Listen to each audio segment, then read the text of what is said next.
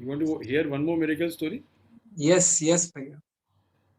This I love to tell again. Uh, Let me take a sip of water. This is again 96 when I was in Rishikesh with Guruji. तो उन दिनों में गुरुजी late सोते थे, आजकल भी late सोते हैं, इतना नहीं जितना पहले। रात का 2 बजा था। उस कमरे के अंदर गुरुजी सोए हुए हैं पलंग पर और मैं उनके बगल में बैठा हूँ, और कमरे में और कोई नहीं है, और उस कमरे के अंदर कोई खिड़की नहीं है, सिर्फ एक ऊपर से रोशनदान है जो गुरुजी के बेड के ऊपर है, और गुरुजी गहरी नींद में थे। तो अक्सर हम लेट तक वहाँ बैठे रहते हैं कि कुछ ज़रूरत ना हो, और फिर ऐसा फिर गुरुजी खुद ही बोलते हैं जाओ तुम सो जाओ अभी, तो फिर हम चले जाते थे। तो उस रात को ऐसा हुआ कि गुरुजी ने मुझे बोला कि जाओ देखो जाके कि दीपा के रूम की लाइट क्यों चालू है। अब मैंने मन में सोचा यहाँ से कुछ दिखता तो है नहीं, और दीपा का रूम किधर है क्या मालूम, लाइट क्यों चालू है ये भी क्या मालूम। तो मैं मन में सोचा कि अगर जाने को बोलना है तो सीधा बोल दो ना जा, ये ऐसा घुमा फिरा के क्यों बोलते हो। ये मेरा बहुत न्यू इंस्टेंस था गुरुजी के साथ, है ना। 95 दिसंबर में एडवांस कोर्स किया, और 96 नवंबर में ऋषिकेश में गुरुजी के साथ, मतलब not too far, you know, तो वेरी क्लोज इंस्टेंस। तो इतना जानता नहीं है गुरुजी को, पर वहीं था। तो मैंने जैसे बोला कि जाने को बोलना ही है तो बोल दो ना। तो देन गुरुजी सेज नहीं देख के आओ, बताओ कि क्या प्रॉब्लम है। तो देन आई वाज लाइक अच्छा वापस आने के लिए बोला।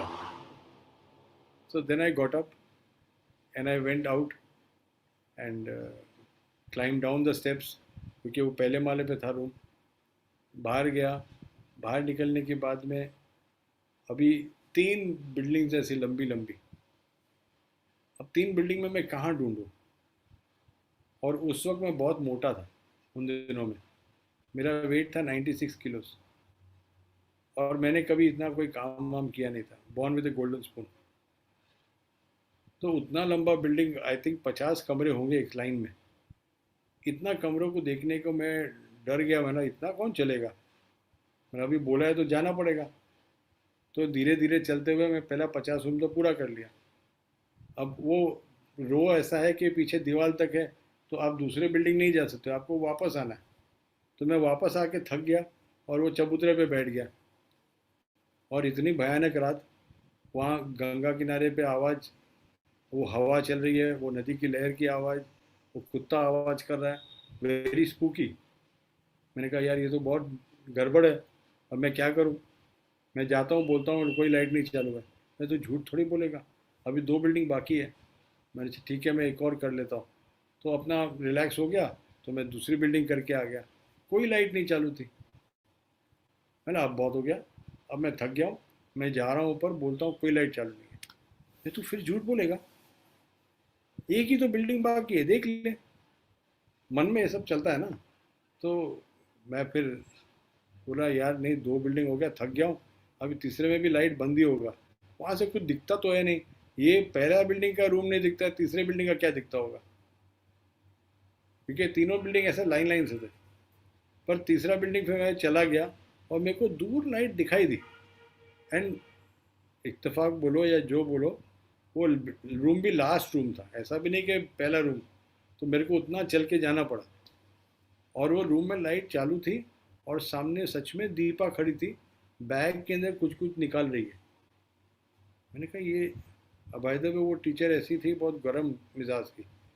मैंने ये रात को 2 बजे पागल की तरह बैग में क्या कर रही है, इसके कारण से गुरुजी को नींद नहीं आ रहा है।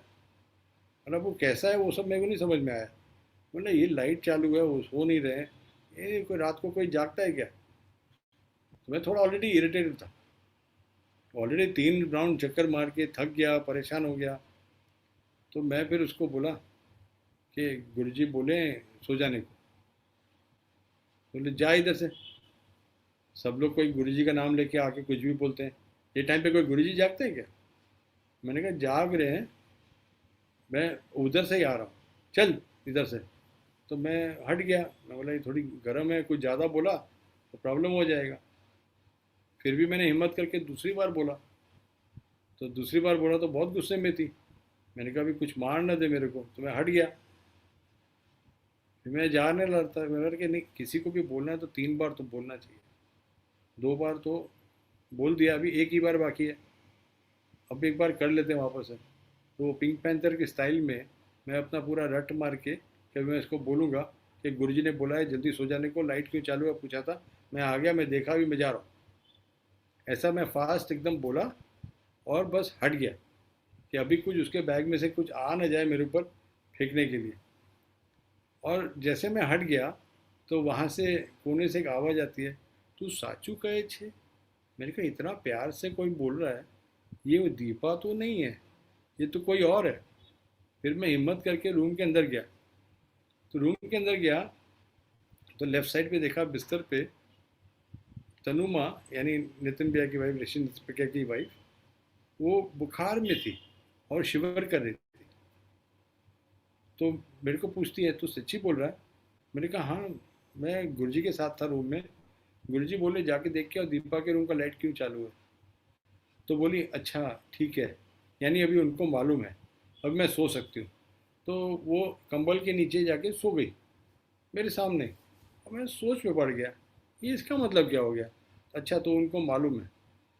और मैं वो सोच लेते लेते वापस रूम तक आया, गुरुजी के पास पहुंचा कि ये इसका मतलब क्या होता है। एंड देन गुरुजी मेरे को पूछते हैं तनुजा को ज़्यादा बुखार तो नहीं था ना।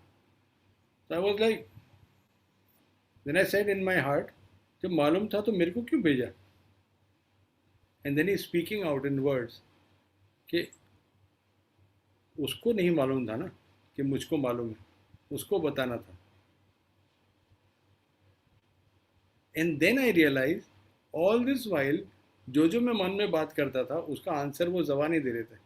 मतलब he is knowing what I am talking with in my self and he is answering it. That is the moment when I realise, all this while I didn't realise कि मैं मन में बोल रहा हूँ वो जवाब दे रहे हैं। बिकॉज आई सेड जब मालूम ही था तो मेरे को भेजा क्यों। एंड देन ही सेइंग उसको नहीं मालूम था ना कि मुझको मालूम है। And then it made sense कि व्हाट तनुमा सेड कि अच्छा तो गुरुजी को पता है ना मैं अभी सो सकती हूँ। And then she slept. So that all made clear that this man knows it all. इनको सब कुछ पता है, सबका पता है। इसके लिए ऐसा नहीं समझना कि ये कुछ नहीं जानते, ये सब जानते हैं। ऐसा है। तो Wow. गुरु के साथ हो तो ये मान के चलो कि he knows it all and is taking care of you. इतना ही अगर विश्वास हो ना तो ये डिफ़िकल्ट टाइम्स, टफ टाइम्स में कोई टफ टाइम्स नहीं लगता।